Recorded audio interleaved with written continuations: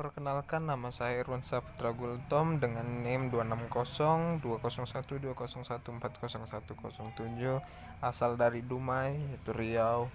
Kali ini di waktu ini saya akan menjelaskan satu dari yang saya ketahui tentang rekayasa genetik guna untuk menghasilkan benih atau produk yang unggul. Pada kali ini saya akan membahas tentang metode transveksi dalam transfer gen pada zigot ikan cupang alam atau beta imbelis. Transveksi merupakan salah satu metode transfer gen atau transgenesis yang tepat diaplikasikan pada cupang alam atau beta impelis dikarenakan pemijahannya yang alami dan sulit untuk dilakukan stimulasi.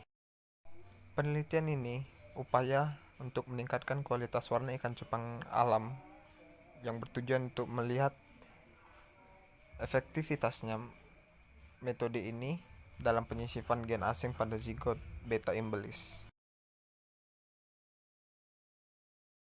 Selanjutnya dilakukan transveksi pada telur yang telah dibuai. Sebagian kecil diambil untuk isolasi DNA dan di PCR. Gen asing yang digunakan untuk perlakuan adalah dengan jumlah ulangan masing-masing sebanyak 6 kali. Sebagai kontrol tambahkan juga perlakuan non-transveksi atau non-transgenik. Pengamatan dilakukan sejak perkembangan zigot mulai dari penghitungan derajat penetasan atau HR dan sintasan larva SR. Ikan cupang alam atau beta imbelis merupakan salah satu ikan hias yang banyak diminati para hobis. Ikan ini mempunyai ciri-ciri antara lain warna biru tua dengan sirip ventral yang berwarna merah menyala warna merah pada bagian belakang, sirip anal dan 2 garis berwarna biru atau hijau pada tutup insang. Namun, untuk lebih meningkatkan kualitas baik warna, pertumbuhan maupun daya tahan terhadap penyakit masih memerlukan sentuhan teknologi untuk mengembangkannya. Salah satu teknologi yang dapat diaplikasikan yaitu dengan transgenesis. Teknologi transgenesis merupakan suatu teknologi rekayasa gen dengan mengintroduksikan satu atau lebih DNA asing ke organisme uji dengan tujuan untuk memanipulasi genotipnya ke arah yang lebih baik. Untuk meningkatkan kualitas warna ikan cupang dilakukan dengan transgenesis menggunakan GFP dan RFP. Pengamatan ini dilakukan antara lain pematangan gonad induk, koleksi dari telur, transveksi zigot, derajat penetasan, sintasan, dan deteksi ekspresi gen pemendar serta perkembangan embrio. Pertama dapat dilakukan pematangan gonad induk.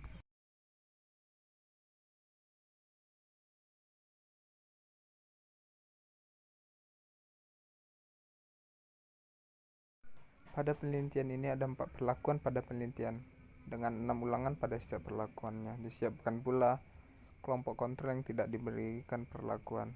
Jumlah telur pada masing-masing yaitu 50 butir. Setelah dilakukan pencucian, telur akan diberi perlakuan dan dimasukkan ke dalam tube 2 mili berisi 0,5 mili air. Campuran DNA plasmid tadi dimasukkan ke dalam tube yang berisi telur perlakuan dan diinkubasi selama 2 jam dalam suhu ruang. Embrio yang dibeli perlakuan kemudian dipindah dalam wadah inkubasi sampai menetas. Penggantian air pada wadah pemeliharaan dilakukan tiap 12 jam sekali. Guna ini untuk mengetahui pengaruh perlakuan terhadap presentasi penetasan dibandingkan dengan kelompok kontrol. Dan terakhir ada deteksi ekspresi gen yang dilakukan dengan PCR 2 kali, yaitu pada telur saat fase embrio akhir dan pada larva. Di sini ada derajat penetasan yaitu dibentuk dalam tabel menunjukkan bahwa derajat pasca transveksi untuk keseluruhan perlakuan baik GFP maupun RFP menunjukkan hasil yang berbeda. Hal ini diduga telur yang digunakan dalam perlakuan berasal dari induk yang berbeda. Hal demikian yaitu rata-rata persentase derajat penetasan pasca transveksi untuk gen RFP lebih tinggi jika dibandingkan GFP. Hal ini disebabkan karena gen RFP mempunyai sifat yang stabil terhadap lingkungan sehingga telur pasca transveksi dapat menetas dengan baik. Hal ini sesuai dengan hasil yang kita dapatkan. Demikian, transfer gen GFP dan RFP telah banyak digunakan untuk menghasilkan ikan hias yang menarik.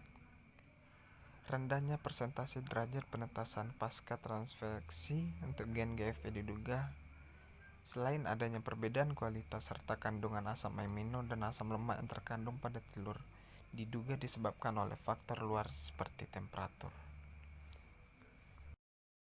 Tabel ini menunjukkan hasil PCR pada telur dan larva ikan cupang setelah perlakuan.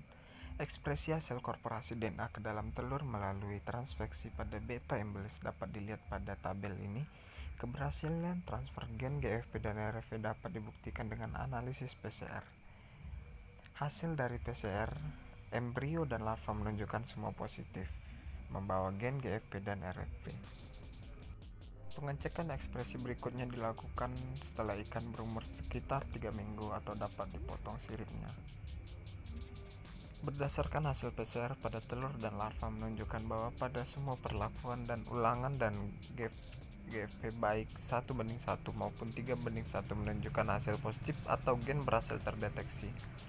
Sedangkan perlakuan RFP 1:1 gen berhasil terdeteksi hanya pada 3 ulangan dan terdeteksi juga pada 2 ulangan untuk gen RFP 3:1. Konfirmasi PCR tersebut menunjukkan bahwa pita DNA hanya muncul pada kontrol positif dan sampel sirip, akan tetapi tidak muncul pada 3 sampel lainnya. Dalam hal ini, PCR yang belum konsisten dapat disebabkan oleh beberapa faktor.